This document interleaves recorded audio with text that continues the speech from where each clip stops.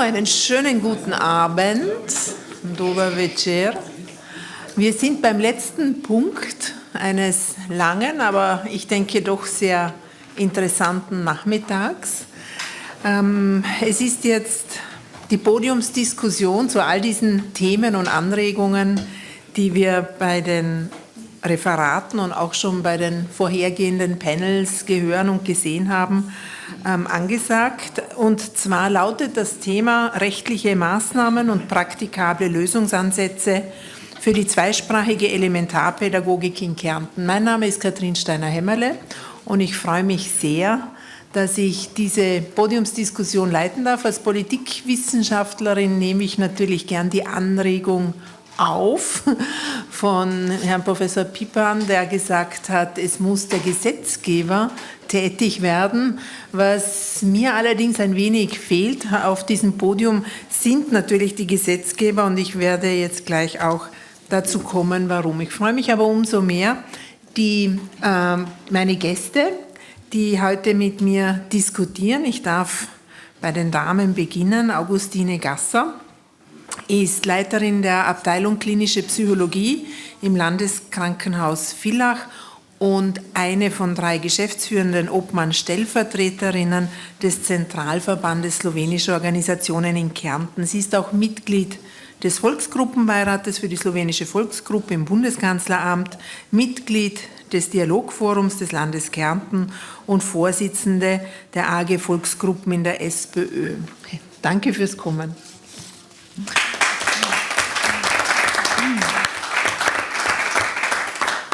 Auf der anderen Seite darf ich begrüßen Nadja Kramer. Sie ist seit mehr als 5 Jahren Koordinatorin der Arbeitsgemeinschaft privater zwei- und mehrsprachiger Kindergärten in Kärnten-Koroschka tätig und sie ist damit auch die erste Ansprechpartnerin für Fragen rund um zweisprachige Elementarbildung. Sie sind an der Alpen-Adria-Universität am Institut für Slawistik wissenschaftliche Mitarbeiterin und haben dort auch die Brücke geschlagen von der Praxis zur Theorie.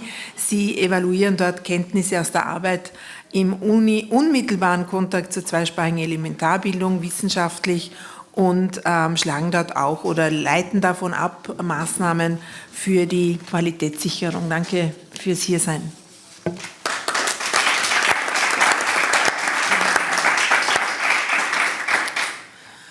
Ja, und ich freue mich sehr, dass mehr Frauen am Podium sind als Männer. Das liegt vor allem an einer Absage.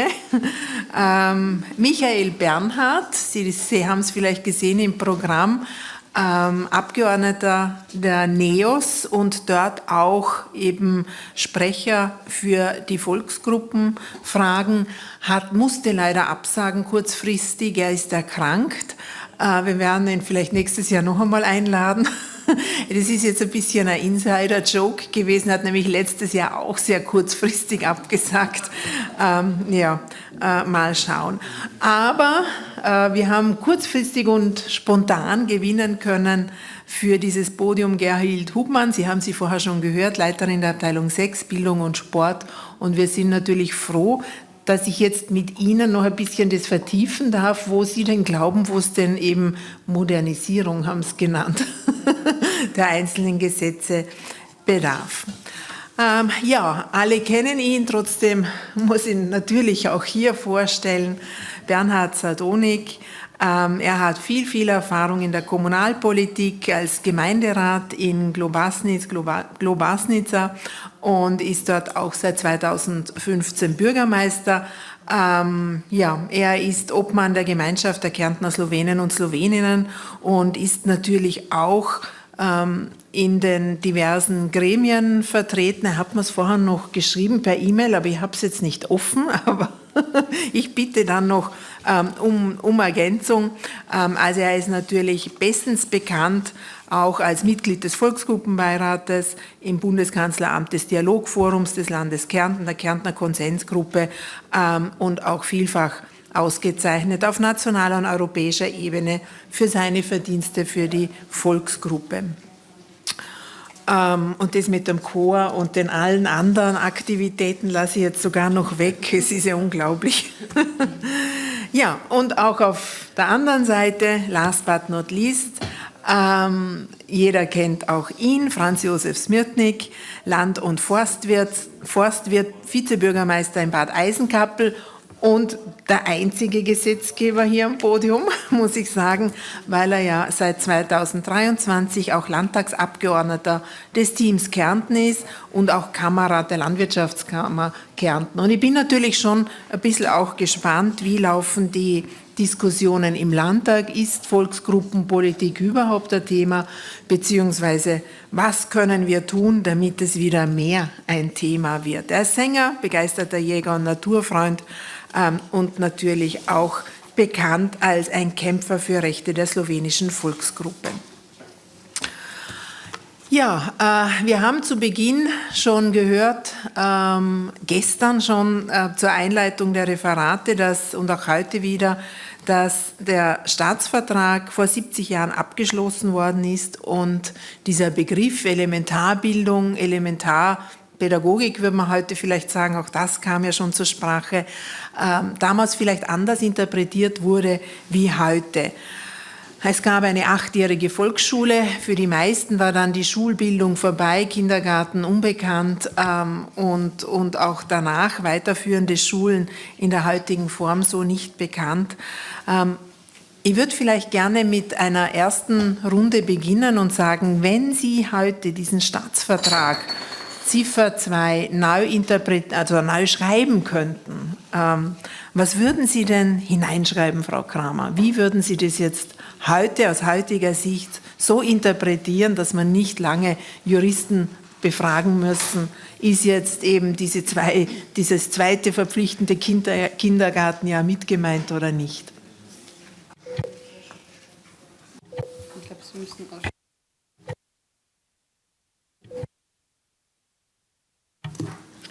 Dieses habe ich noch sagen. Also ich glaube, das, was heute öfter genannt worden ist, war dieser Begriff Bildung. Und ich glaube, wenn wir das von diesem Unterricht auf Bildung umlegen, dann ist das viel breiter gefasst, als wir das vielleicht heute in den vielen Interpretationen gehört haben.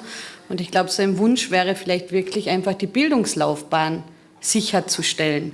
Weil das hat auch früher in einem Beitrag eine Kollegin gemeint, und das, was Sie jetzt auch angesprochen haben, damals war ja auch die Volksschule 8-jährig. Das heißt, das Bildungssystem war ganz ein anderes. Und wenn wir das berücksichtigen, dass die Elementarbildung erst seit einigen Jahren als Bildung gesehen wird und nicht als Betreuung, dann ist diese Frage eigentlich irrelevant, weil der Bildungsweg beginnt beim ersten Lebensjahr. Das heißt, von dort sollte das auch zweisprachig qualitativ hochwertig sichergestellt werden. Entschuldigung, es wird jetzt noch öfters passieren. Ich darf Sie vielleicht auch gleich in die Diskussion reinholen. Wie würden Sie es festlegen? Ja, also ich denke auch von meiner Seite ein klares Bekenntnis dazu, dass die Bildung neu geschrieben wird. Und ich denke, wenn wir einerseits die heutigen wissenschaftlichen Erkenntnisse, die wir auch ganz toll präsentiert bekommen haben, uns noch einmal vergegenwärtigen, wenn wir aber auch die gesellschaftspolitischen Veränderungen, auf die Sie jetzt auch schon angesprochen haben, uns noch einmal in Erinnerung rufen. Der gesellschaftliche Wandel ist einer, Kinder waren damals, als der Staatsvertrag geschrieben wurde, in keinen Bildungseinrichtungen. Die waren damals zu Hause, die waren damals unter vielen, vielen Kindern zu Hause, weil da hat es auch noch mehr Kinder gegeben. Sie waren im Dorf und sie haben dort quasi sich gebildet und auch dort die Sprache gelernt. Die Gesellschaft hat sich dahingehend verändert. Wir haben kleine Familien, wir haben Einkindfamilien, wir haben gemischte Ehen und wir haben Kinder, die sehr früh aus dem Haus gegeben werden, weil auch die Erwerbstätigkeit sich verändert hat. Und deshalb muss meiner Meinung nach ganz klar dies auch im Gesetz Niederschlag finden. Ich würde es aber vielleicht ein bisschen weiter fassen wollen im Sinne einer Gesamtbildungsdiskussion, in die dann auch diese Zweisprachigkeit oder die Sprachbildung hineingenommen werden muss.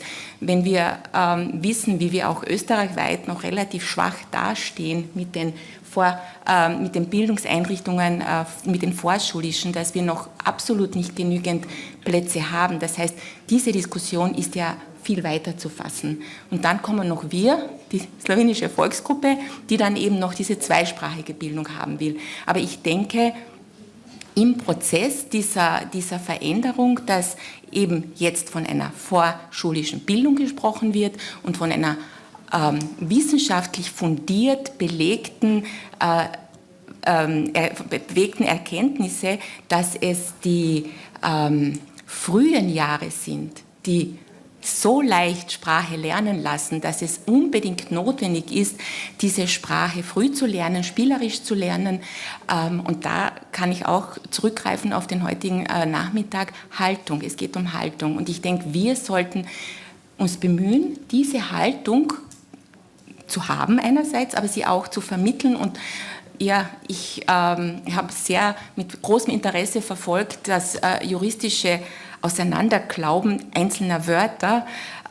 Und ich denke aber nicht, dass das der Weg sein wird. Ich glaube, wenn wir es schaffen, diese Haltung oder auch der Mehrheit der Bevölkerung zu erklären, dass es gut ist, wenn Kinder früh zweisprachig und mehrsprachig aufwachsen, dass das für sie ein Vorteil ist.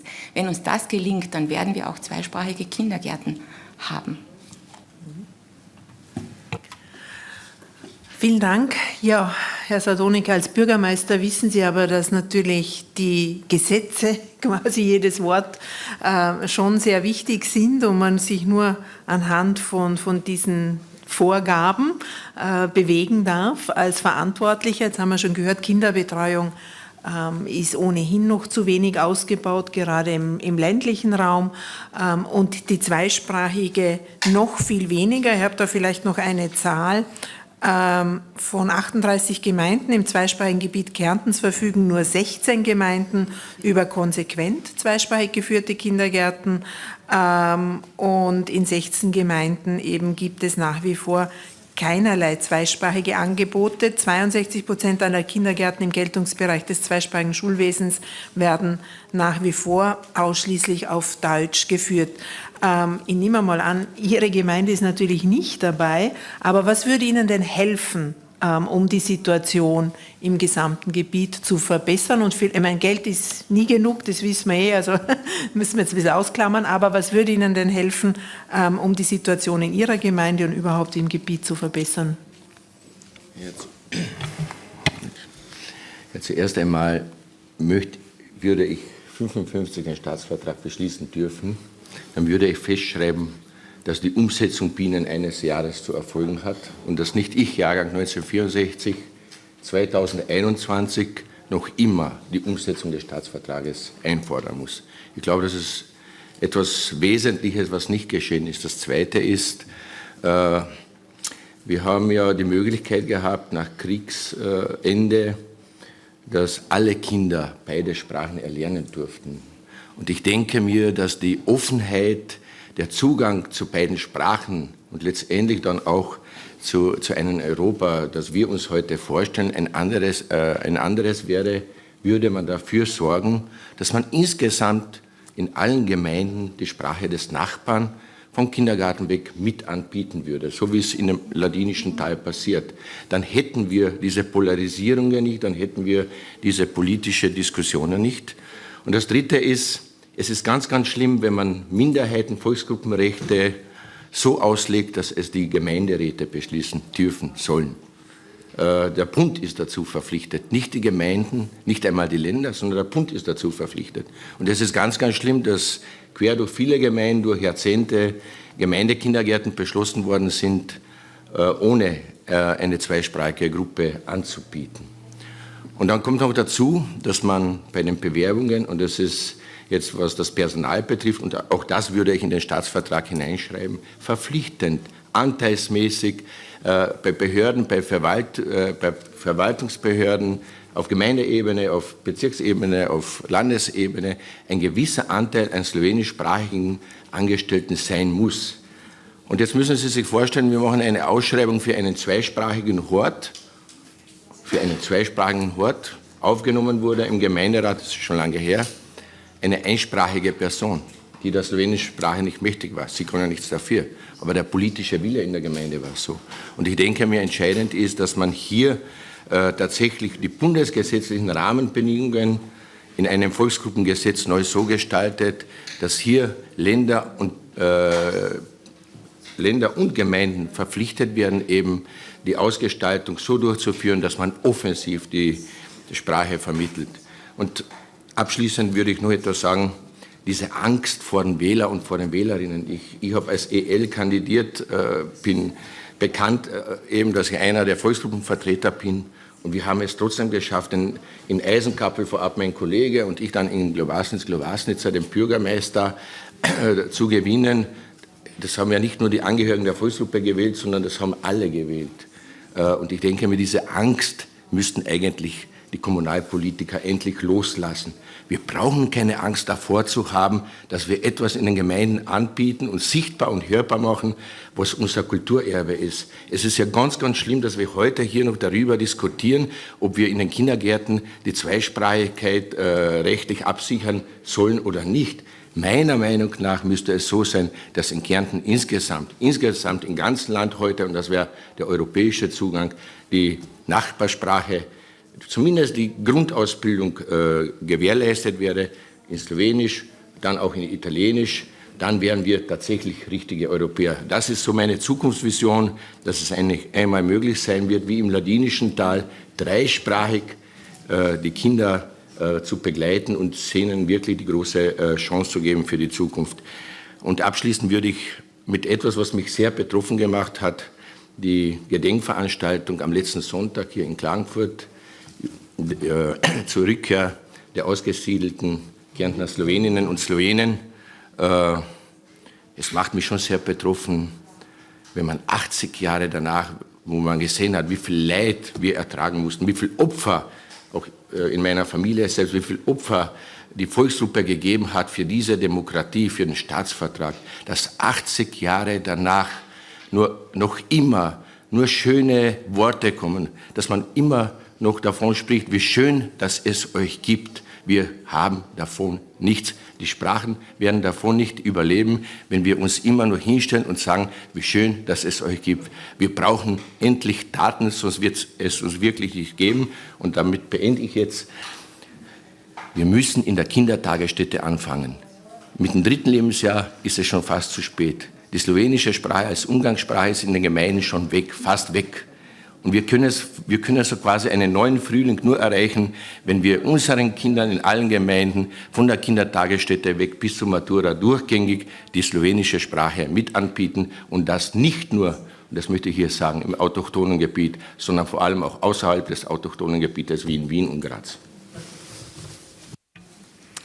Vielen Dank. Jetzt haben wir schon recht emotionale und aber doch auch klare Forderungen gehört.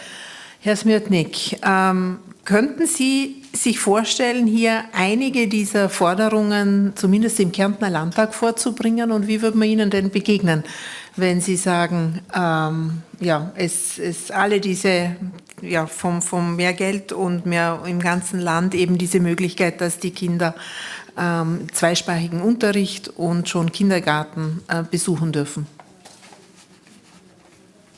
Bom morda zdaj enkrat slovensko začel, ker o deželnem zboru slovensko ne smem govoriti. Se pravi, to je že prva hiba, ki jo imamo in ki kaže sliko naše koroške zauzetosti. Ich möchte aber, dass meine Nachbarin auch alles versteht, selbstverständlich auch in Deutsch weiterfahren, damit wir uns zwar eine Übersetzung, aber trotzdem ist es vielleicht leichter. Ich selbst habe gesagt, dass ich einfach hier Slowenisch reden möchte, weil im Landtag darf ich es nicht. Das heißt, hier ist schon der erste Zankapfel und genauso ähnlich sehe ich, Sie haben früher gesagt, wie würde ich den Staatsvertrag schreiben? Und ich betrachte als Bauer mit Hausverstand den Staatsvertrag einen Vertrag. Das ist ja kein Gesetz. Das heißt, Ich bin der Meinung, dieser Staatsvertrag ist so wie, wenn ich ein Haus baue, die Bodenplatte. Und drauf haben wir nichts gebaut. Wir haben immer noch die Bodenplatte. Das heißt, wir haben in den letzten Jahren versäumt, anzupassen. Und ich glaube, jedes Gesetz, egal wann es entstanden ist, wird novelliert, angepasst an die Zeit. Ein Traktor, der 50 Jahre alt ist, den konnte ich sehr gut bedienen, aber der ist total noch altvaterisch. Aber die neuen modernen sind so, dass sie fast so selber fahren. Das heißt, die wurden auch weiterentwickelt. Und genauso müsste man Gesetze weiterentwickeln, der Zeit anpassen. Und wenn das geschehen würde, würde man heute nicht da sitzen und diskutieren. Das heißt, wir hätten vom 1. bis zum 3. Lebensjahr, bin ich der Meinung, dass man es schaffen müsste, und das wird sicherlich im Landtag nicht durchgehen, wenn ich es auch einbringe, dass die Kinder wirklich, wenn die Eltern es wünschen, von 1. bis 3. Jahr in Slowenisch lernen, weil Deutsch lernen sie zu Hause, weil 90% sprechen schon nur mehr Deutsch zu Hause. Und wenn ich eine Sprache erlernen will, müsste ich von 1. bis 3. Jahr, meine Tochter, der Freund ist einsprachig Deutsch und die Kinder reden Slowenisch, weil sie konsequent mit ihnen Slowenisch spricht. Das heißt, und vom 3. oder 4. bis 6. Lebensjahr vor der Schule zweisprachig. Man müsste ein Modell finden. Das müsste aber alles gesetzlich logisch geregelt werden. Und ich glaube, der Bund, ich würde mich nicht, wir sind Spezialisten, uns immer auszureden, auch das Land Kärnten könnte eine Novelle oder eine Empfehlung oder keine Ahnung, eine gesetzliche Novelle machen, um dies einfach zu gewährleisten, weil ich nicht verstehe, dass 38 Gemeinden zweisprachig sind nach Gesetz, und da müsste man ja auch die Elementarpädagogik, die Volksschule, alles zweisprachig, automatisch, so viel Hausverstand hat man. Man kompliziert ja auch nicht, die PH Völkermord wird anders gehandhabt oder die PH Lienz oder die PH was, es sind überall die gleichen Regeln. Das heißt, man müsste auch in diesem Segment, gerade bei der Volksgruppe, auch die gleichen Mitteln anwenden. Ich gehe noch so weit, als Bürgermeister 12 Jahre von Eisenkapel habe ich immer gefordert, dass diese zweisprachigen Gemeinden auch Bedarfszuweisungsmittel viel mehr bekommen müssen. Sie müssen ja mehr investieren, Sie müssen ja mehr schauen, wenn Sie eine zweisprachige Schule haben, wenn Sie zweisprachigen Kindergarten haben, haben Sie mehr Ausgaben, haben Sie mehr. Das heißt, hier müsste man alles ummodeln. Und wenn ein guter Wille da wäre, und ich glaube auch die Stimmung ist nicht so schlecht, das habe ich gestern auch im Landtag erlebt, muss ich ehrlich sagen, erstmalig, dass nicht mehr so gehetzt wurde. Und das ist sicherlich ein richtiger Ansatz, nur man müsste wirklich anfangen und sagen, weil wenn wir nicht es schaffen, dass die Kinder Slowenisch sprechen, dann sind wir die Last Generation. Dann wird es schwierig. Susanne Schnabel würde jetzt sagen, machen wir es ein bisschen konkreter. Darf sie jetzt noch nicht. Vielleicht noch zu den gesetzlichen Sachen. Sie sitzen im Landtag, muss ich sagen. Sie haben die Möglichkeit, da Initiativen einzubringen, Mehrheiten zu suchen für alle diese Themen. Was passiert konkret? Haben Sie das schon probiert? Oder was? Momentan noch nichts, aber ich erwarte mir auch von dieser Gruppe, ich brauche eine Unterlage, wie unsere Kindergartengeschichte aufgebaut ist. Man kann das nicht selber erfinden. Das heißt, ich kann nicht in den Landtag hineingehen mit null fundamentierten Vorschlägen. Das heißt, wenn diese zweisprachigen Pädagogen, die jetzt das erarbeiten, das hineinbringen, dann werde ich es versuchen, selbstverständlich auch in den Landtag hineinzubringen mit einem Antrag oder einer Anfrage zumindest. Aber es geht ja vieles, aber nur als einzelner Mandatar, der auch im eigenen Club sich durchsetzen mal muss, wird sicherlich nicht so leicht sein. Aber ich bin guter Hoffnung, wenn man es probiert. Warum soll es man nicht probieren? Gut, also ein Abgeordneter wartet auf eine Unterlage. Schauen wir mal, ob wir heute einen Konsens finden zwischen den Volksgruppenvertretungen, das zu formulieren. Ich glaube, da gäbe es schon einige Punkte. Ja, Frau Hofmann, Sie haben jetzt natürlich die Position aus der Verwaltung, dass Sie sagen, das muss der Gesetzgeber entscheiden. Aber Sie haben vorher gesagt, viele Gesetze brauchen eine Modernisierung, das Kindergartenfondsgesetz. Vielleicht können Sie auch noch ein bisschen mehr ausführen, was würde denn die Situation im zweisprachigen Gebiet für die Kinderpädagogik, also für die Elementarpädagogik verbessern? Also ich möchte hier das Beispiel anführen, wir haben das Kinderbildungs- und Betreuungsgesetz modernisiert. Das war natürlich schon ein schwieriger Prozess und wir sehen es auch jetzt, natürlich hängt das auch mit Finanzen zusammen, muss man wirklich ehrlicherweise sagen. Es es sind, sage ich mal, blöderweise auch zwei Aspekte zusammengekommen. Wir haben das Gesetz geändert, die Landesförderung massiv erhöht, die Mindestentlohnung erhöht und gleichzeitig war aber dann 2023, 2024 auch die hohe Inflation, die hohen Gehaltsabschlüsse. Das heißt, wir haben natürlich auf zwei Seiten Erhöhungen gehabt, die jetzt die Gemeinden vor allem, weil es gibt ja den Versorgungsauftrag, vor große Herausforderungen stellen, aber auch das Land und den Bund zum Teil. Aber es ist trotzdem, es wird zwar evaluiert, das KPPG, aber es ist trotzdem auch ein Modell, wie es sein könnte, weil es war auch schon alt. Und genauso habe ich das ja eben in meinem Vortrag angesprochen, müsste das Kindergartenfondsgesetz modernisiert werden und novelliert werden, unter der Voraussetzung, dass man bei diesem Gesetz und bei diesem Modus bleiben möchte. Und jetzt komme ich wieder auf die Finanzierungsfrage. In ein Gesetz zu gießen ist jetzt nicht so schwer, wenn man weiß, was man will, wenn die Eckpunkte vorhanden sind. Aber wenn man sagt, man will das ausdehnen auf mehr Gemeinden, derzeit ist es ja nur auf private Kindergärten, dann kostet das entsprechend mehr Geld.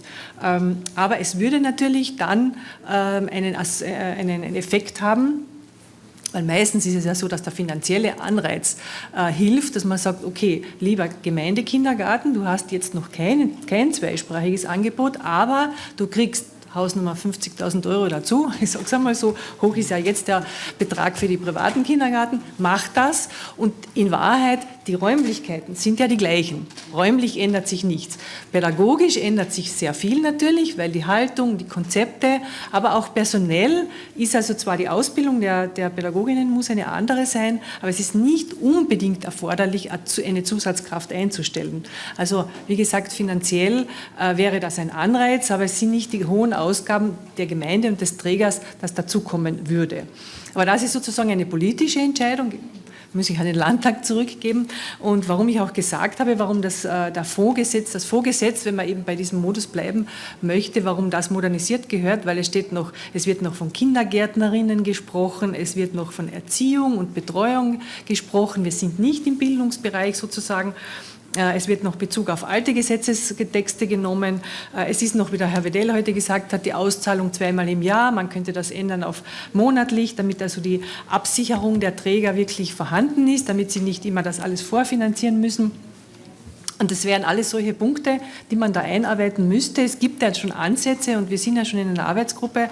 Aber ich möchte noch einmal auch auf das zurückkommen, dass man sagt, Bildung, also da schließe ich mich den Vorrednern an, Bildung ist grundsätzlich auch die Elementarbildung, die Kindergärten dabei. So sehe ich das schon.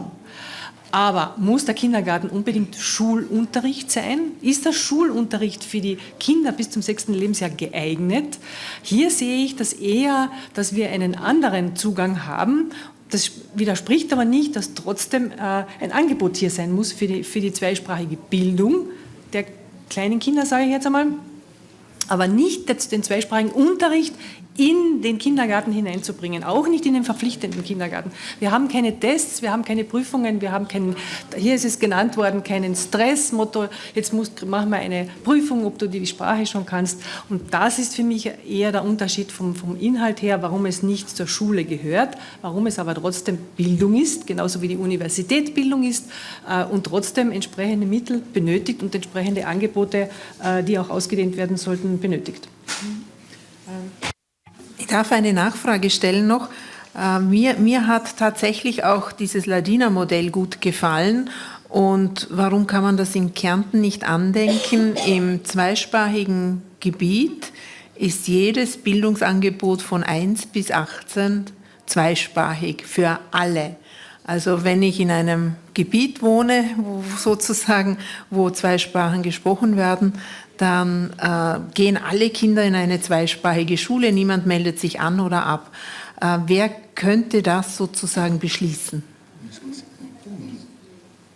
Na, also das ist ich habe noch die Frau Hubmann gefragt. Ich glaube auch eher, ich sehe das auch eher dann in Bundeskompetenz, wenn der Schulbereich ja mit bedacht ist. Ich stelle jetzt eine sehr provokante und ein bisschen eine Frage. Muss dann in Wien in gewissen Bezirken dann alle Türkisch lernen, wenn sehr viele Türken dort leben? Nee, autochthone Minderheiten sind schon oder Volksgruppen sind klar definiert. Und das hat... Na, Deswegen sage ich, es ist provokant.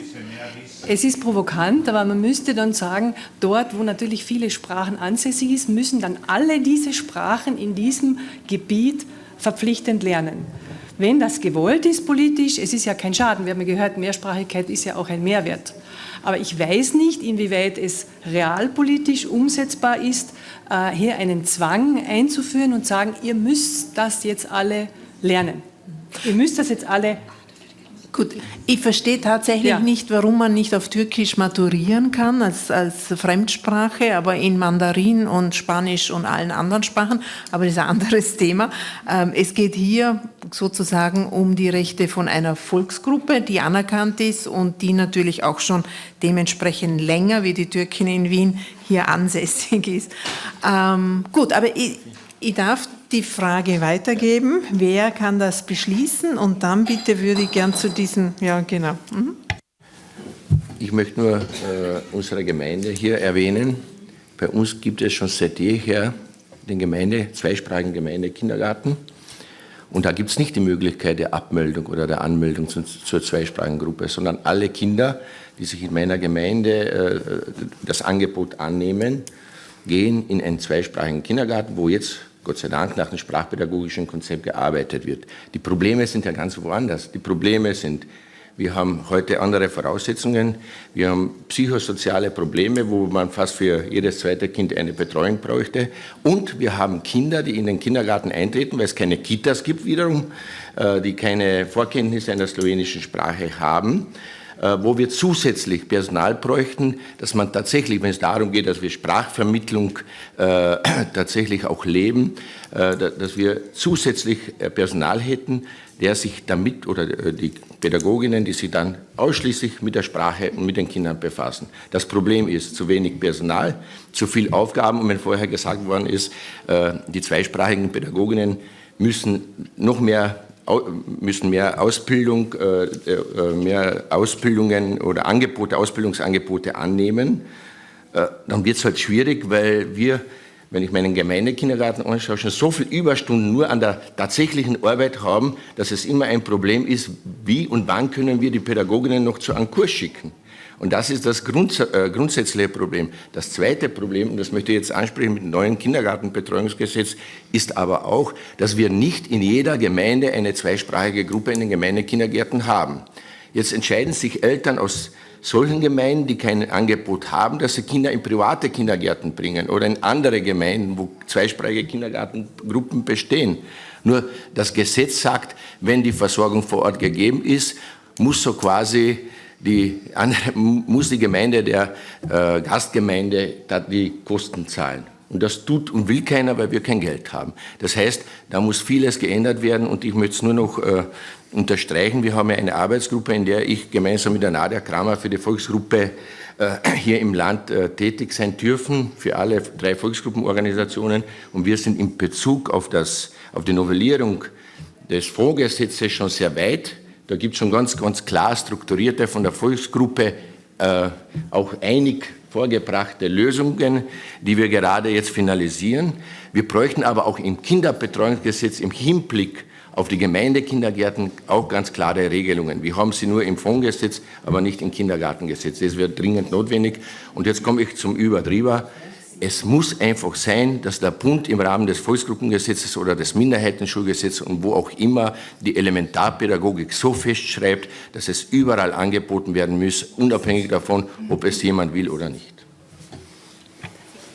Dankeschön. Ja, die Frau Kramer war, und dann gebe ich an Sie weiter, weil ich glaube, auch mit der Ausbildung für zweisprachigen Unterricht und Bildung, glaube ich, hätten Sie noch ein paar Punkte. Ich hätte so 2 Punkte. Das eine wäre tatsächlich auf diese Frage bezogen, was bräuchte es, damit alle zweisprachige Bildung genießen würden. Ich glaube, das stimmt schon mit der politischen Einstellung. Aber ich glaube, genau diese Fragestellung von vorher, müssen denn alle die zweite Sprache lernen? Ich glaube, das ist diese Haltungsfrage. Sehen wir es als Zwang, sie müssen die zweite Sprache lernen, oder sehen wir es als Mehrwert? Und wir sagen, wir haben ein zweisprachiges Bildungsterritorium, um den Begriff Schulterritorium nicht zu gebrauchen. Wir haben ein zweisprachiges Bildungsterritorium in Kärnten, und in diesem Gebiet kann man als Mehrwert beide Sprachen von Beginn an erlernen. Also ich glaube, auch das ist ein Punkt der Haltung, dass wir das nicht als Zwang sehen, sondern als einen Mehrwert, tatsächlich als Angebot. Und das Zweite, worauf ich gerne eingehen möchte, ist tatsächlich dieses Personalproblem, von dem wir ja heute viel gehört haben. Wir haben viel gehört zum Thema Ausbildung, aber ich würde hier schon gerne darauf hinweisen, dass es hier 2 Ebenen gibt. Es gibt einmal das bestehende Personal, so wie der Bernhard gesagt hat, mit vielen Stunden, vielen Überstunden, mit Weiterbildungserfordernissen auch im Ausmaß dieser 16 Stunden, der Weiterbildung im Bereich der Zwei- und Mehrsprachigkeit, das gibt es. Aber was ist mit dem angehenden Personal, das wir erst aus den Bildungsinstitutionen in unsere Institutionen holen möchten?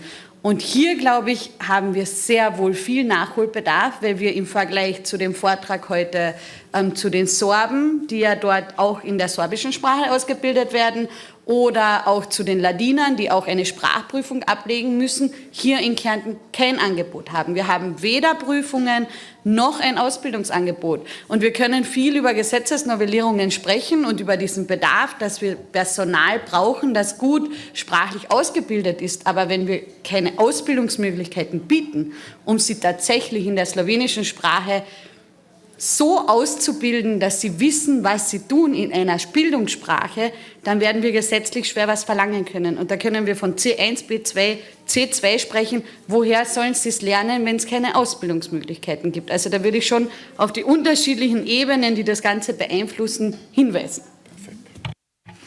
Ich kann mir jetzt aber denken, dass der Rektor von der Pädagogischen Hochschule da ja schon aufgeschlossen wäre. An was scheitert es? Natürlich ist er aufgeschlossen. Das eine ist hier wieder die Finanzierungsfrage. Aber wir sind in Österreich tatsächlich als eines der wenigen europäischen Länder nach wie vor an dem Punkt, dass die Ausbildung für die Elementarpädagoginnen noch nicht auf tertiärer Ebene passiert. Das heißt, wir haben in Kärnten die BAföB, also die Bildungsanstalt für Elementarpädagogik.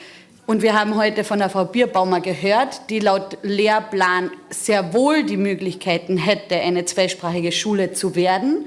Wir haben im Vortrag über die, ich glaube, das war bei den Ladinern oder bei den Sorben, ich kann mich nicht erinnern, wo alle MuttersprachlerInnen zusammengeholt werden und dort auch schwerpunktmäßig weit ausgebildet werden. Das heißt, es gibt unterschiedliche Bildungsmodelle.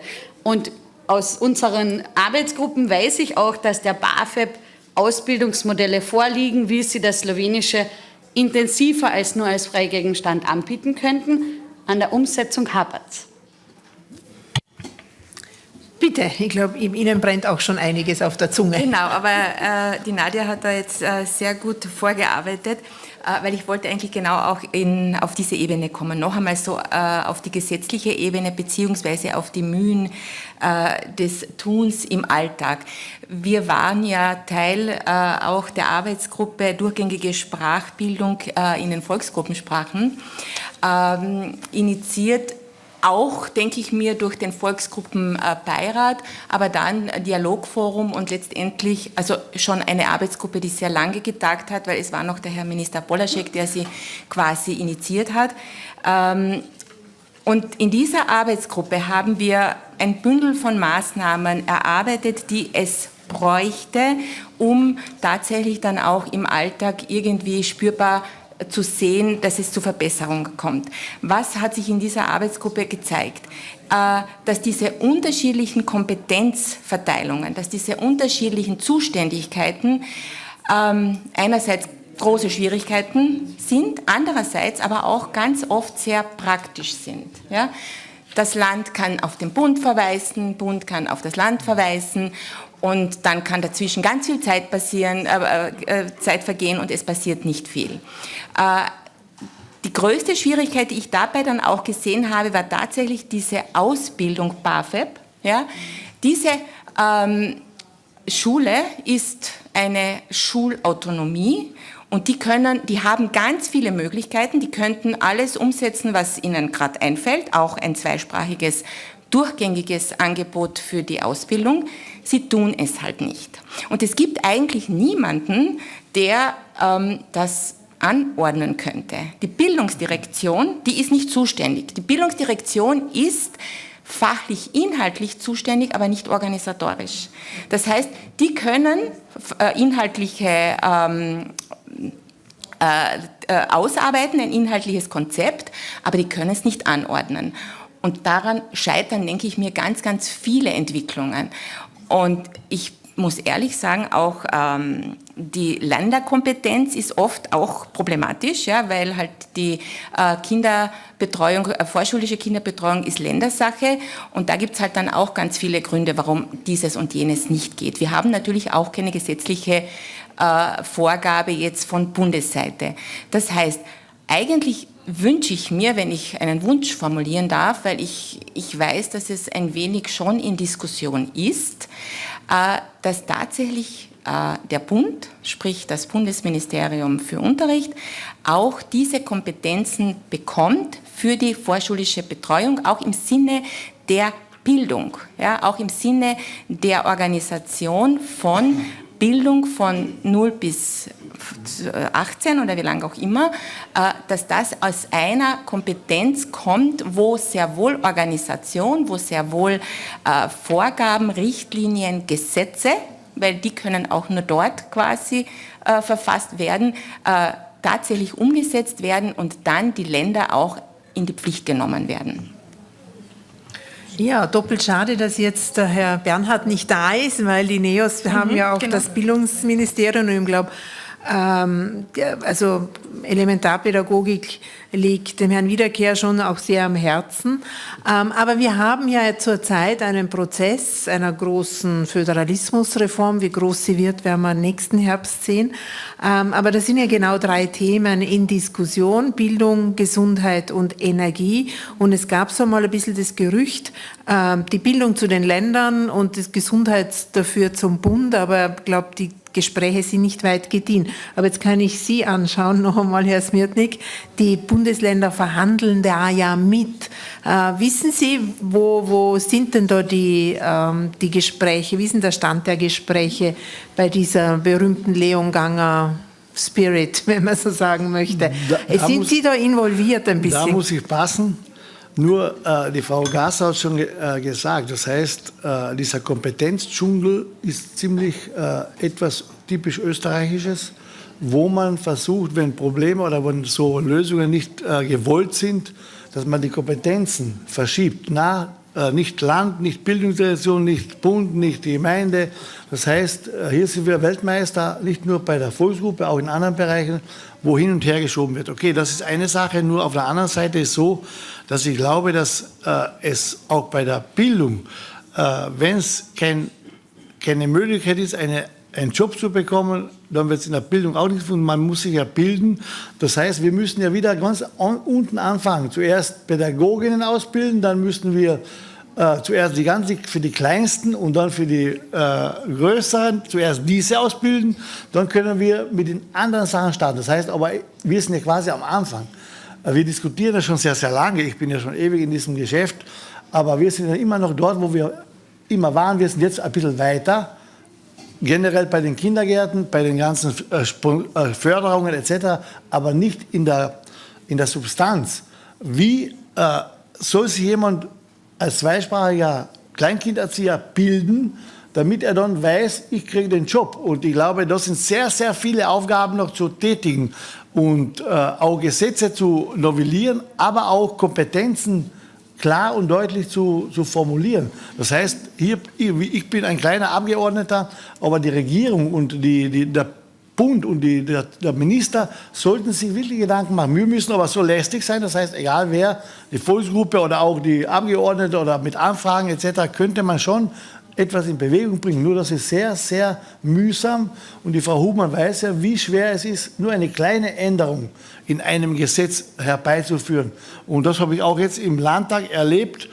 Für einen Bauern mit Hausverstand denkst du, das kann ja kein Problem sein, aber es ist ein großes Problem, 3 Wörter in einem Gesetz zu verändern. Das dauert ein Jahr, einmal vorne, einmal hinten, einmal in der Mitte. Nein, nicht einmal mitten, dann vorne. Das heißt, hier sind oft Sitzungen, dass du glaubst, ja, gibt es sowas, aber dann ist es so. Und deswegen sage ich, guter Wille und auch handelnde Personen, die etwas wollen, das sind eher der Garant dafür, dass man etwas bewegt, als reine Gesetze. Und deswegen glaube ich, müssen wir trotzdem nicht Pessimisten sein. Wir müssen schauen, dass wir die Ausbildung für Pädagoginnen und Pädagogen, für zweisprachige Kindergärten, Elementar oder zumindest für die ganz Kleinen, für alles, einmal auf richtige Beine stellen, damit wir dann die Chance haben, dass Gemeinden, die auch wünschen, zum Beispiel Galizien wollte, hat sie ausgeschrieben, wollte eine Gruppe gründen, hat sie keine gefunden.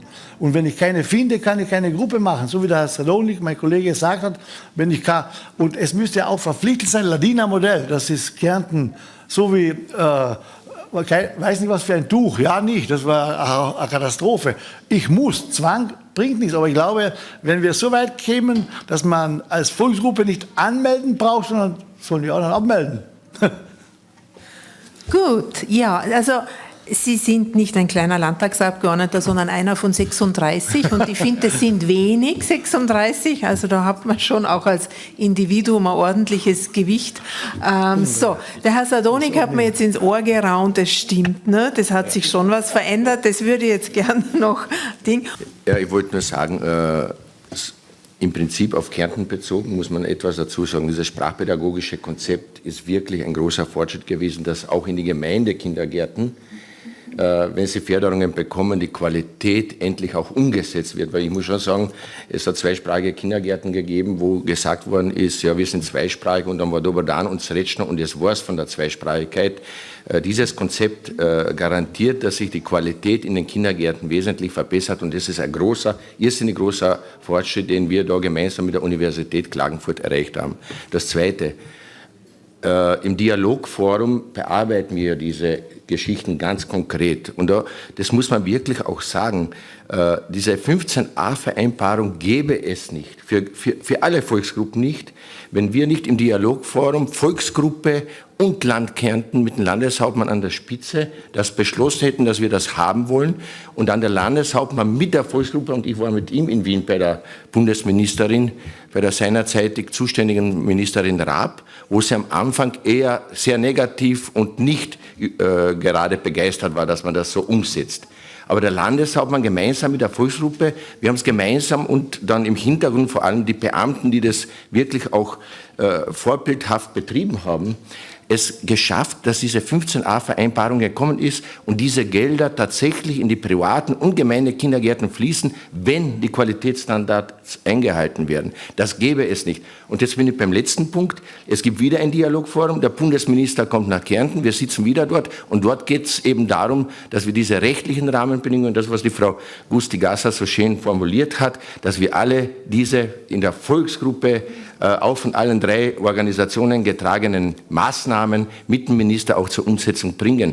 Es ist jetzt an der Politik, die Vorschläge sind am Tisch und es wurde gearbeitet und es gab Fortschritte und es gibt auch im privaten Bereich, ich muss sagen, die Kindertagesstätte in Eberndorf von der AVS, wenn wir die nicht im Jauental hätten, das wäre ein großer Verlust. Mein Nachbarskind, der aus einer deutschsprachigen Familie kommt, bevor er jetzt in den Kindergarten gekommen ist, war in Eberndorf. Der Bursche, obwohl er zu Hause die slowenische Sprache nicht spricht, spricht mit mir perfekt Slowenisch. Und das mit seinem 3. Lebensjahr. Inzwischen war es so. Jetzt ist er schon in der Volksschule in der zweisprachigen Klasse.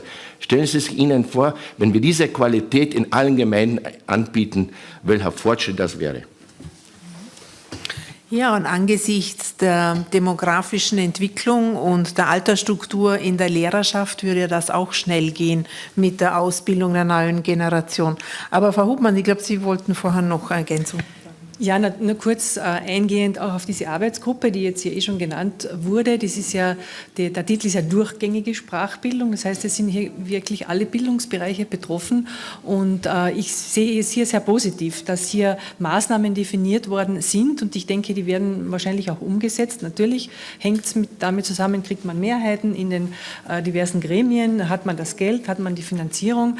Und die Ausbildung sehe ich auch, wie die Frau Gasser gesagt hat, als wichtigen Grundstein. Aber wir haben jetzt gerade ein Beispiel, dass zum Beispiel dieses Bachelorstudium, das grundständige Studium für die Pädagogische Hochschule in Klagenfurt vom Bund jetzt einmal abgesagt wurde. Also ich bin jetzt wieder bei der Zuständigkeit für den Bund. Wenn alles beim Bund ist, weiß ich nicht, ob alles besser wird. Und die BAföG ist eine berufsbildende höhere Schule, so wie die HTL, so wie die HAK. Da ist die eindeutige, ich will es jetzt nicht auf den Bund schieben, aber das ist halt leider die Kompetenz. Das heißt, da müsste der Bund dann sagen, weil bei einer HAK, wenn bei einer HAK oder beim HTL sich beim Lehrplan was ändert, kommt auch niemand auf die Idee zu sagen, Land, mach etwas. Das ist ja zumindest eindeutig geregelt. Aber ich denke, es wird hier, glaube ich, etwas passieren. Und da soll man einfach dranbleiben. Wenn man mit unseren Expertenvorschlägen dranbleibt und immer wieder die Politik im Hintergrund brieft, von allen Seiten, auf Bundesseite, Landesseite, dann geht dann, glaube ich, schon was weiter. Gut, ich würde auch gerne mal ins Publikum geben, wer Fragen hat. Ja, bitte. Da ist ein Mikrofon und ja. Vielen Dank. Der Bernhard Sardonik hat gerade die Kindertagesstätte in Eberndorf erwähnt. Wir sind Rechtsträger dieser Kindertagesstätte. Ich bin von der AVS Kärnten für den Bereich Elementarbildung zuständig und möchte eines mit auf den Weg geben, nämlich, dass es in Wirklichkeit nicht sehr viel mehr braucht, als es jetzt schon gibt, sondern wir brauchen begeisterte Pädagoginnen, die die Zweisprachigkeit leben. Weil grundsätzlich hätten wir jeden rechtlichen Rahmen, es umzusetzen, so wie es gewünscht ist. Das heißt, wir haben in Eberndorf mittlerweile 5 Gruppen, haben 75 Kinder im Alter von 1 bis 3 Jahren, haben in jeder Gruppe 2 slowenisch sprechende und eine deutsch sprechende Pädagogin und das über den ganzen Tag. Und die Kinder sind in diesem Sprachenbad über den ganzen Tag und da passiert genau das, dass die Angebote, die gemacht werden, alle wirklich in zweisprachig durchgeführt werden und das ist einfach der normale Alltag. Das heißt, da gibt es jetzt keinen Unterricht und gar nichts, sondern one person, one language und dieses System bringt etwas, aber was braucht es dazu? Begeisterung, um es leben zu können. Und wenn die Nadia Brienz neben mir ist, unsere Leiterin vor Ort, die selber aus der slowenischen Volksgruppe herausstammt und das mit Begeisterung weiterlebt und weiterentwickelt und dann geht es. Was hinderlich ist, und das möchte ich einfach auch mit auf den Weg geben, sind strenge Vorgaben. Strenge Vorgaben, die nämlich die Begeisterung und die Motivation der Pädagoginnen vor Ort blockieren, nämlich darum blockieren, weil wir mit den alltäglichen Tätigkeiten, die den Pädagoginnen obliegen, schon bis oben hin genug zu tun haben. Und dann haben wir Vorgaben im Bereich der Zweisprachigkeit und ich sage es einfach, wie es ist. Wir alle Pädagoginnen müssen 16 Stunden Fortbildung im Jahr absolvieren. Sie schaffen es zum Teil nicht, aber haben große Angst, dass sie es nicht schaffen und irgendwie wursteln es um und sagen dann auch ganz klar, das nervt uns jetzt echt schon. Und dann denke ich mir, das hindert die Motivation und ist, glaube ich, auch in dem Fall nicht sinnvoll, weil auch bevor wir diese 16 Stunden verpflichtende Fortbildung hatten, haben wir mit Begeisterung Zweisprachigkeit gelebt. Und jetzt wird es eigentlich jedes Jahr ein bisschen schwieriger, die Leute bei der Motivation zu behalten. Und deshalb denke ich mir, eigentlich haben wir einen gesetzlichen Rahmen, der uns alles erlaubt. Wir müssen nur die Haltung dazu haben, zu sagen, wir wollen Zweisprachigkeit als Normalität ansehen. Das ist unser Leben, das ist in Kärnten ein Teil unserer Gesellschaft. Und ich denke mir immer, niemand anderer macht sich die Gedanken darüber, ob in der Schule Englisch unterrichtet wird. Das ist so. Und bei uns in Eberndorf ist es so, dass wir Slowenisch und Deutsch als Sprache anbieten und keiner der Eltern regt sich darüber auf, sondern es ist normal, dass es bei uns so ist. Und das wird nicht darüber diskutiert. Und das ist eigentlich das Ziel. Und dann denke ich mir, ja, dann versucht man doch einen Weg zu definieren, der wieder Freude bereitet, die Zweisprachigkeit zu leben, mit Leidenschaft. Und um das geht's. Danke. Dankeschön. Der Herr Mikl hat noch eine Frage gehabt, vielleicht sammeln wir. Keine Frage, sondern ein kurzer Kommentar anschließend an meine Vorrednerin, wenn erlaubt. Ich verstehe die Denkweise nicht, sozusagen von vornherein diese Selbstverständlichkeit, die die Kollegin hier erörtert hat, dass es eben in einem zweisprachigen Gebiet ist, selbstverständlich zu sein, beide Sprachen zu verwenden, gleichwertig zu verwenden, beide gleichwertig zu fördern, dass man da von vornherein das als undenkbar sozusagen vorzieht und sozusagen mit einer Türkisierung in Wien droht, dass uns Es ist für mich selbstverständlich, dass ein Zuwanderer, der nach Österreich kommt, ein Kind hier im Kindergarten anmeldet, um Deutsch zu lernen. Wir haben das erste Kindergartenjahr verpflichtet deshalb eingeführt, dass die Zuwanderer Deutsch lernen. Wir werden ein zweites Kindergartenjahr einführen, dass die Zuwanderer Deutsch lernen, viel Geld in die Hand nehmen und niemand hinterfragt, ist es sinnvoll, so viel Geld auszugeben. Das ist eindeutig klar, dass die Kinder natürlich Deutsch lernen werden, wenn sie in Österreich sind. Niemand hinterfragt, ist das sinnvoll, so viel Geld in die Hand zu nehmen und hinauszuschmeißen. Und warum sollte das in einem zweisprachigen Gebiet nicht sinnvoll sein, beide Sprachen zu lernen, da Geld in die Hand zu nehmen und zu investieren, damit es in Zukunft ein bisschen besser sein wird, als wir in der Vergangenheit es erleben mussten. Das Slowenisch ist schier, Slowenisch ist nichts wert, es ist unnötig, das zu erlernen. Es ist genauso viel wert, das Slowenische, wie die Kollegin in Ladinien vorher dargelegt hat. Beide Sprachen sind genauso viel wert und wir haben die verdammte Verpflichtung, das den Kindern so beizubringen, auch wenn wir es selber nicht so erlebt und gelernt haben, sollen wir ein bisschen klüger sein. Und ich erwarte mir von der höchsten Beamtin des Landes in diesem Bereich eine bessere Vorgehensweise, als wie mit der Türkisierung Wiens zu drohen, wenn wir sowas fordern. Das ist für mich vollkommen unverständlich. Sollen wir das vorziehen? Gut, dann machen wir das nachher mit den Rahmenbedingungen. Als Drohung möchte ich das nicht sagen, aber ich gehe, ja, das tut mir leid, dass Sie es als Drohung empfunden haben, sondern realpolitisch, was wirklich möglich wäre, rechtlich, gesetzlich. Aber ich gebe der Doris Schober-Lesiak recht. Grundsätzlich hätten wir ja schon die rechtlichen Rahmenbedingungen, sonst würde das ja in der Kita Eberndorf nicht funktionieren. Das heißt, wenn jemand das machen möchte, würde es ja schon gehen. Und da gebe ich ja recht, dass wenn... Na, aber rechtlich. Genau, genau, theoretisch. Genau, ja. Das muss. Na, aber rechtlich würde es gehen.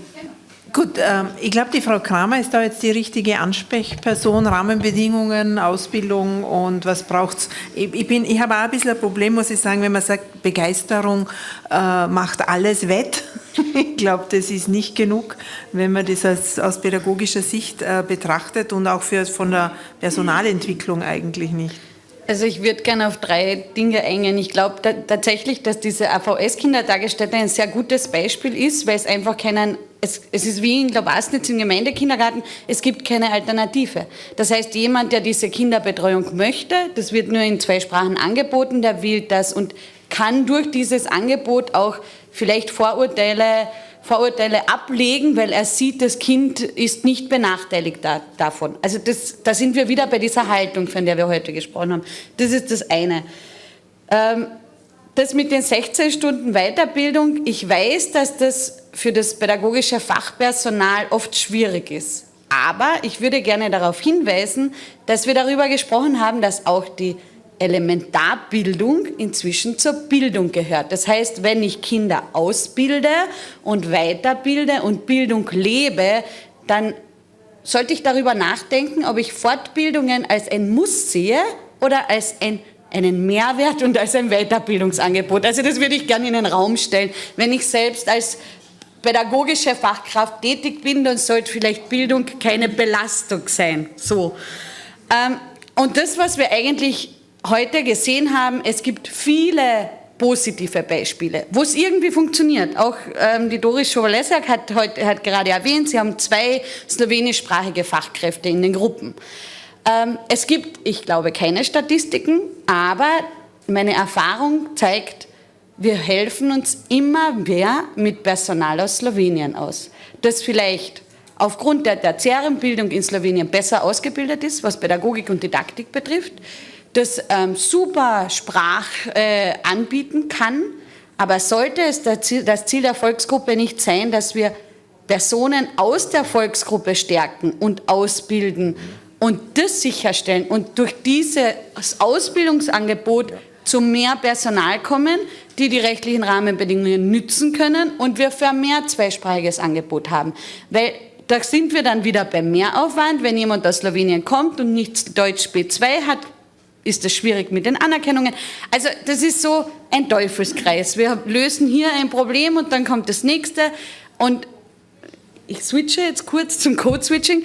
Franz Josef, to že štima, da je tako, da imamo različna področja, kjer bi lahko nekaj spremenili in nekje moramo začeti in res je, da mora na bazi imamo težave, ampak dejstvo je, da bi morali vse istočasno nekje rešiti. Moramo izobraževanje rešiti, moramo ponudbo glede izobraževalnih ustanov rešiti, moramo jezikovno stvar rešiti, to se pravi, mi ne moremo, ne bo šlo, da bomo samo na enem točki začeli, bomo morali se vsega istočasno lotiti, da bo šlo nekaj naprej.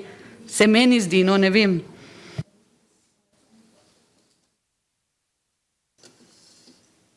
Gut, Karl Rehn möchte noch was sagen und dann geht's vielleicht auch, dann würde es vielleicht bald eine Schlussrunde. Ja. Also zum Thema Begeisterung nur ganz kurz. Wir haben ja seitens der Hermagoras auch in den letzten 5 Jahren eine Struktur aufgebaut, wo wir jetzt mittlerweile 3 Kindergartengruppen führen und 3 Kindertagesstättengruppen führen hier in Klagenfurt. Und natürlich, theoretisch könnte ich weitere Standorte aufmachen und ich werde auch in diese Richtung angesprochen von Eltern aus Villach, von anderen Orten, vielleicht in Südkärnten. Aber ich hüte mich davor, weil es mit Ach und Krach gelingt, das Ganze hier in Klagenfurt zu stemmen und hier gutes Personal für diese Einrichtung zu finden. So, also Begeisterung ist gut, aber wir brauchen auch sowas wie natürlich rechtliche Grundlagen, um diese Probleme zu lösen. Und man braucht hier einen systemischen Ansatz. Und derzeit ist natürlich der große Flaschenhals das Personal. So, wenn ich jetzt Personal aus Kärnten gewinnen möchte, muss ich Anreize schaffen, dass junge Leute wirklich sich in diese Richtung ausbilden lassen. Wenn ich in Kärnten ohnehin als einsprachige Pädagogin überall mir die Dienstplätze aussuchen kann, warum sollte ich zusätzlich Slowenisch lernen, wenn ich sowieso überall einen Job bekomme? Sprich, die Zusatzausbildung muss was wert sein und ich muss es zusätzlich honorieren. Und man müsste im Gesetz klarstellen, es gibt sowas wie zweisprachige Bildungseinrichtungen, wo zweisprachiges Personal beschäftigt ist und dieses Personal bekommt für diese Tätigkeit auch mehr Lohn. Frau Hubmann, können Sie das beantworten? Wäre sowas denkbar? Ich meine, aus heutiger Sicht nicht, aber was müsste man ändern? Sehe ich durchaus auch so und wäre durchaus denkbar. Man könnte auch die 51.000 €, die das Land im Fonds ausschüttet, die Träger sind ja frei, das zu verwenden, als Zulage weitergeben an die Pädagoginnen. Es wäre sogar rechtlich schon möglich. Jetzt ich weiß aber, dass es finanziell sehr knapp ist und finanziell wahrscheinlich sich nicht ausgeht, aber ich sage jetzt rein rechtlich wieder mal.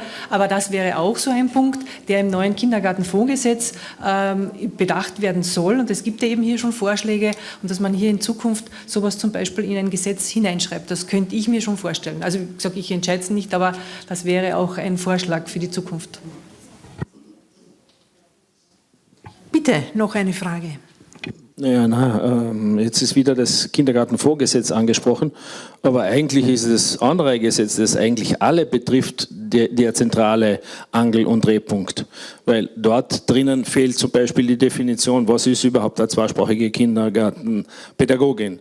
Das fehlt uns total, das haben wir heute schon von der Frau Michitsch gehört. Uns fehlt genau diese Anstellungserfordernisdefinition, fehlt uns im allgemeinen Gesetz, nicht im Vorgesetz, weil das ist für die Privaten.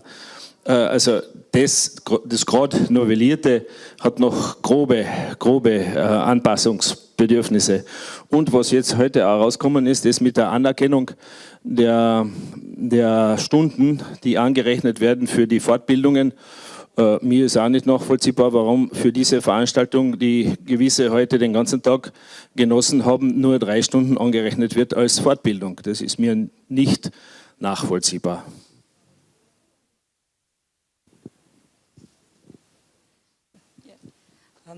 Zu den Fortbildungen möchte ich vielleicht ganz kurz sagen, es ist ja im Kinderbildungs- und Betreuungsgesetz sind 24 Stunden verpflichtend Fortbildung im pädagogischen Bereich vorgeschrieben. wir sind da seitens der Fachabteilung ja auch entgegengekommen, weil diese 16 Stunden waren vorher ja noch zusätzlich zu diesen 24 Stunden und das war in keinster Weise mehr schaffbar für die Kollegen und Kolleginnen draußen. Jetzt dürfen diese 16 Stunden ja innerhalb dieser 24 Stunden gemacht werden. Was allerdings nicht vorgesehen ist, ist eine Aliquotierung dieser 16 Stunden. Eine Aliquotierung der 24 Stunden ist vorgesehen, aber dieser 16 Stunden ist es eben nicht. Deswegen bleibt es auch bei geringerer Anstellung dabei, dass die 16 Stunden absolviert werden müssen. Das ist aber, steht im Kindergartenvorgesetz auch so drinnen, dass es 16 Stunden sein müssen und nicht aliquotiert werden können. Zu den heutigen 3 Stunden, da haben wir gesagt, dass wir uns das nochmal anschauen werden im Bereich denn die Fortbildungen sind ja gesetzlich vorgeschrieben für die pädagogischen Tätigkeiten, ja, also für die pädagogische Fortbildungen. Ja. Und da schauen wir uns dann schon normalerweise auch genau an, welche pädagogische Inhalte kommen denn vor und dann dahingehend werden auch dann die Fortbildungen genehmigt. Und das nehme ich mir gerne mit. Ja, manchmal hat man ja auch schnelle Erfolge in der Politik oder beim Diskutieren. Bitte. Hier anschließend vielleicht zu den 16 Stunden Fortbildung. Ich war ja vor 25 Jahren dabei, wie wir das Kindergartenfondsgesetz geschrieben haben. Und damals hat es gar keine Fortbildung gegeben. Es hat damals das Land auch nicht interessiert, ob es Fortbildungen für die Zweisprachigkeit gibt. Deshalb haben wir das damals im Fondsgesetz eingeführt. Inzwischen hat sich vieles geändert, auch von der Einstellung des Landes her und auch vom Controlling her. Das heißt, dass jetzt ja auch die zweisprachigen Kindergärten dann auch, sage ich mal, pädagogisch begleitet und auch kontrolliert werden. Und dann ist natürlich das andere vom Gesetz gekommen, was man ja jetzt bereinigt hat, dass diese 16 Stunden integrativer Bestandteil der Fortbildung sind. Nur, dass man das historisch ein bisschen weiß, wie das sich entwickelt hat.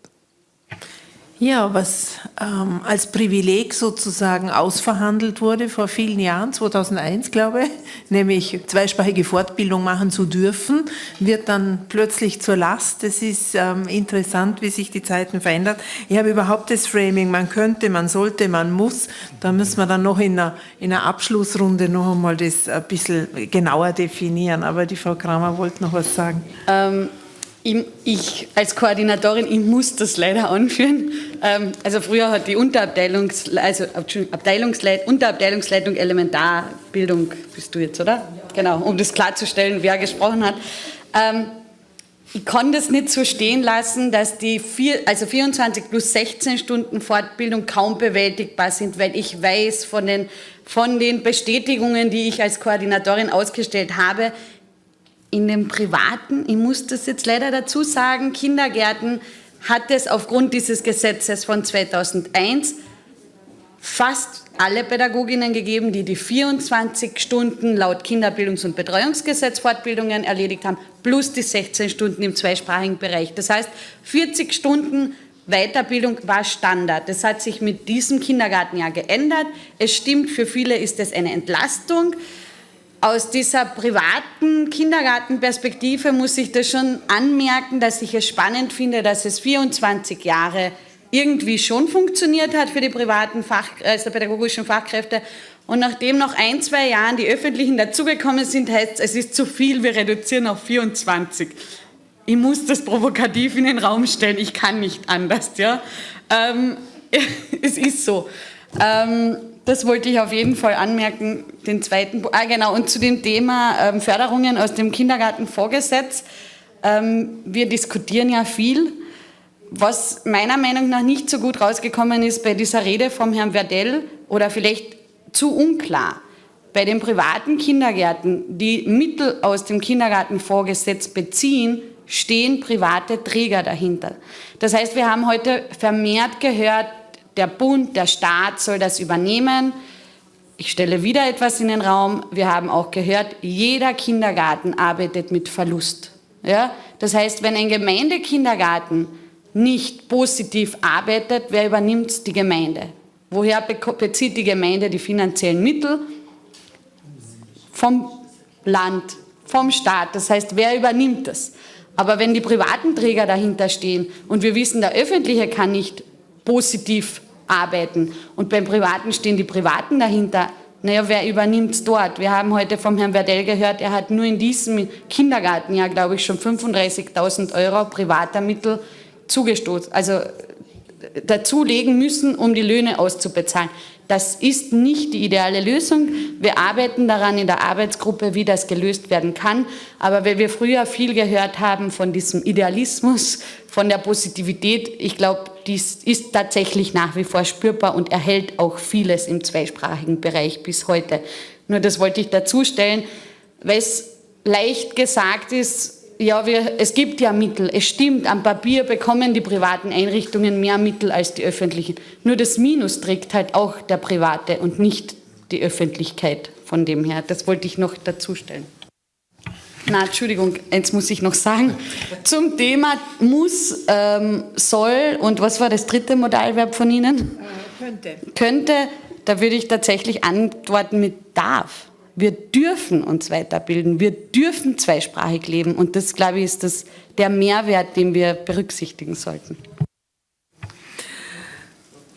Ja, vielen Dank. Ich schaue jetzt noch einmal kurz ins Publikum, sonst würde ich eine Abschlussrunde einläuten. Ich glaube, es hat niemand was dagegen, wenn ich die etwas erschöpften Gesichter da schon anschaue.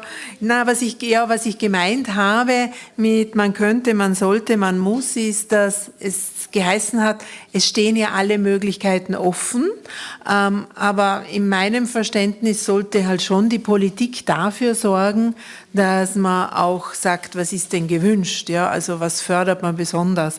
Und ja, da ist doch die Politik etwas mehr in Verantwortung, glaube ich, als wie sie sich derzeit sieht. Meine Abschlussrunde wäre, Sie haben 3 Wünsche frei, ja, egal an wen Sie die Botschaft richten, an den Bund, ans Land, ans Christkind. Sie haben 3 Wünsche frei, um die Ideale oder jetzt wirklich was weiterzubringen, sagen wir mal für eine durchgängige zweisprachige Bildung. Ich möchte jetzt nicht nur auf die jüngsten Jahre beschränken.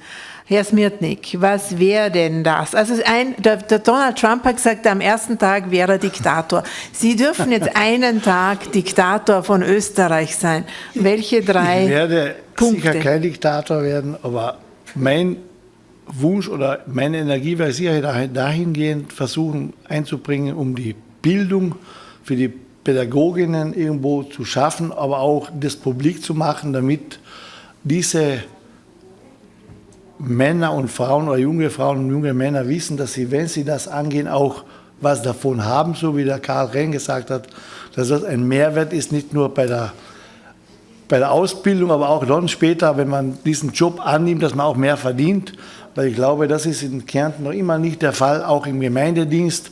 Und man müsste das Gemeindemitarbeiterinnengesetz dahingehend ändern, dass dann wirklich Zweisprachigkeit Mehrwert ist, auch finanziell.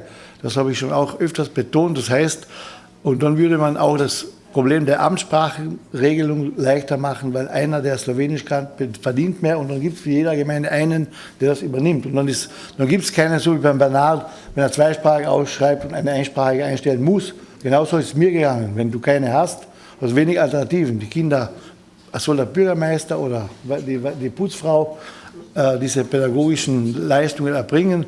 Und das wäre sicherlich versuchen, auch im Landtag, dass man dort die Bildungsdirektion mit dem Stefan Sandrieser diskutiere sehr oft und glaube, er ist sicher kompetent, dass man da in diese Richtung was bewegen kann, damit die Bildung, dass der Grundstein gelegt ist, dann können wir, ich glaube, auch in vielen Bereichen der Kitas und etc. noch mehr erreichen. Also eine Zweisprachigkeitszulage finanziell. Ja. Mhm. Gut, es war jetzt nur ein Wunsch, aber passt. Frau Hubmann, welche 3 Wünsche hätten Sie, wo dann Ihr Leben leichter würde? Ja, da bin ich jetzt fast ein bisschen überfordert, weil meistens werden Wünsche an mich herangetragen. Was ich einmal Wünsche äußern darf, ist also sehr schwierig. Ja, grundsätzlich würde ich sagen, dass man einfach auch ein bisschen, wie soll ich sagen, knackiger an die Sache herangeht, sich einigt auf die Punkte, die man haben will, die Punkte dann irgendwie verankert, ob es gesetzlich ist, mit einem Fonds, mit einem finanziellen Topf, mit wie immer, und dann die Punkte umsetzt und dann sozusagen keine so langen Diskussionen mehr notwendig sind, sondern dann haben wir das Angebot, was immer, wie gesagt, auch die Verantwortungsträger entscheiden und dann können wir es vollziehen als Verwaltung. Gut, Einigung, das ist jetzt so ein Schlüsselwort noch ein bisschen, auf das ich am Schluss noch hinaus wollte. Einigung zwischen den Volksgruppenvertretungen, ich glaube im Bereich Bildung gibt es das, ja. Habe ich jetzt, Ja, habe bitte. ich jetzt meine 3 Wünsche oder soll ich darauf antworten? Beides. Beides. Also ich habe jetzt ein bisschen die Hoffnung, dass sich die 3 Wünsche bei allen 3 Vertretungen die gleichen wären, aber warten wir ab. Genau. Aber vielleicht kann ich wirklich die erste Frage, also diese Frage beantworten. Ich glaube, wir sind in dem Thema wirklich einig. Wir diskutieren und sind in allen Foren vertreten und diskutieren alle mit derselben Sprache, glaube ich. Und wir fordern auch alle dasselbe. Also ich denke, hier sind wir uns sehr einig. Aber ich möchte trotzdem meine 3 Wünsche äußern. Vielleicht ans Christkind, weiß ich nicht. Also ich würde mir als erstes wünschen, dass alle Kärntner Eltern im Europa von heute ankommen. Heißt, dass sie fordern, dass ihre Kinder eine zweisprachige vorschulische Bildung zur Verfügung gestellt bekommen. Wenn das nämlich wäre, dann wäre mein zweiter Wunsch, dass wir die gesetzlichen Rahmenbedingungen dazu entsprechend auch adaptieren. Heißt für mich ganz konkret Bundesgesetzgebung, dass wir auch das Minderheitenschulgesetz ausweiten auf die vorschulische Erziehung und damit tatsächlich auch diese gesetzlichen Rahmenbedingungen schaffen, dass wir eine zweisprachige Ausbildung für die Kindergärtnerinnen brauchen, dass wir zweisprachiges Angebot brauchen, dass wir eine entsprechende Entlohnung brauchen, dass die Würdigung des Mehraufwandes auch tatsächlich dann monetär abgegolten wird. Und dritter Wunsch, die Qualitätssicherung und die Qualitätsstandards, die wünsche ich mir auch, vor allem vielleicht in den öffentlichen Kindergärten würde ich mir wünschen, dass sie vielleicht etwas häufiger auch in die privaten Kindergärten hingucken und schauen, wie es dort gemacht wird. Und die privaten Kindergärten, die haben nämlich genau diese Qualität. Sie haben den Qualitätsanspruch, aber sie haben auch diese Qualitätsstandards und da könnte man einiges abschauen.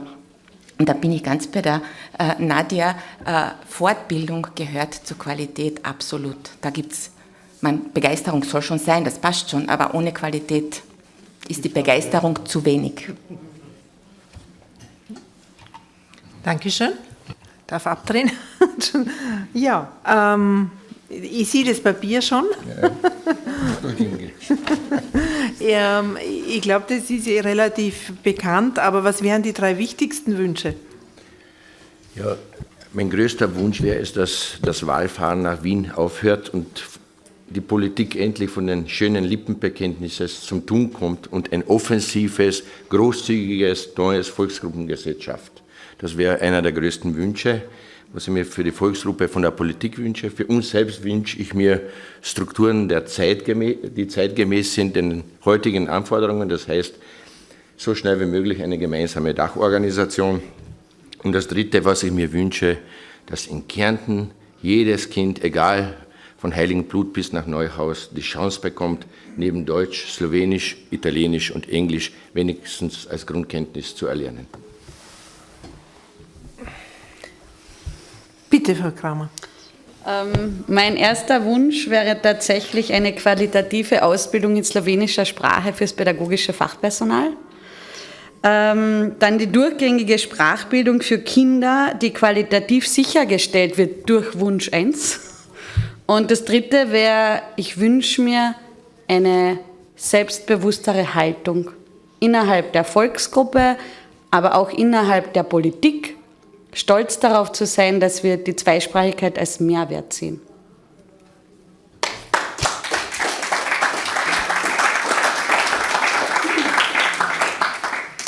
Ja, ein Stichwort zum Schluss hat mir der Herr Sardonik noch geliefert, das heißt gemeinsame Vertretung der Volksgruppe.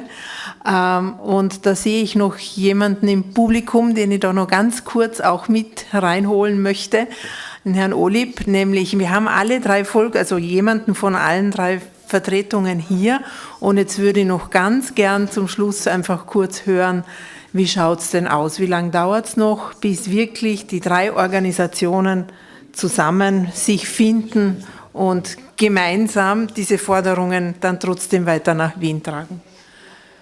Bei wem soll ich anfangen? Bitte. Ja, Antwort ist relativ kompliziert, weil ich jetzt genau 30 Jahre genau dieses Thema verfolge. Im Jahr 1995 auf Basis direkter Wahlen beim Rat als Obmann gewählt, war es ein Leben lang mein Anliegen. Und wenn ich bei der Struktur oder beim Begriff des gemeinsamen Daches bleibe, dann glaube ich, ist der Ansatz sehr hoch vom Baulichen her. Ich bleibe lieber beim Fundament, und das ist die Volksgruppe, für die es geht und um die es geht. Und ich glaube, ein direktes Mitspracherecht allen Mitgliedern der Volksgruppe zu ermöglichen, bringt letztendlich das gemeinsame Dach, das die basisdemokratische Legitimierung hat, Verantwortung gegenüber allen und, glaube ich, ein viel breiteres Spektrum an Jugendlichen mit hereinziehen würde. Ich glaube, in allen Bereichen ist schon die nächste Generation gefragt, um die es geht. Das heutige Thema war ja eines, wo es um den Spracherhalt geht. Wie effektiv wir das gegenüber der Politik vertreten können, müssten wir auch unsere Strukturen der österreichischen Praxis anpassen. Wir haben einen Landeshauptmann, eine Landesregierung, einen Landtag, der letztendlich endgültige Beschlüsse und auch Richtungen für die Volksgruppe formuliert. Ich glaube, in diese Richtung müsste es gehen. Dann sind wir zukunftsfit und auch attraktiv für die nächste, für die kommende Generation, die die politische Agenda für die Volksgruppe führen muss. Ich glaube, das wäre der richtige Weg. Vielen Dank. Am Anfang bin ich nicht so recht schlau geworden. Ist es jetzt ein Ja oder ein Nein? Aber es hat dann doch wie ein vorsichtiges Ja geklungen, würde ich sagen. Frau Gasser, wie steht denn Ihre Organisation dazu? Also ich denke, wir leben in einer pluralistischen Gesellschaft und das spiegelt sich auch in der slowenischen Volksgruppe wider. Wir sind auch die Volksgruppe, wir sind nicht eine Volksgruppe, wir sind viele Menschen mit vielen weltanschaulichen Zugängen. Und was uns eint, ist die slowenische Sprache, die slowenische Kultur. Und dafür treten wir gemeinsam ein. Wir versuchen es noch gemeinsamer zu tun. Die Organisationen jetzt sozusagen aufzulösen, zusammenzuschmelzen, gestaltet sich schwierig. Ich würde nicht sagen, dass es unmöglich ist, aber es ist sicher nicht in naher Zukunft denkbar. Vielleicht beim nächsten, nicht nächstes Jahr, aber vielleicht bei der nächsten Podiumsdiskussion.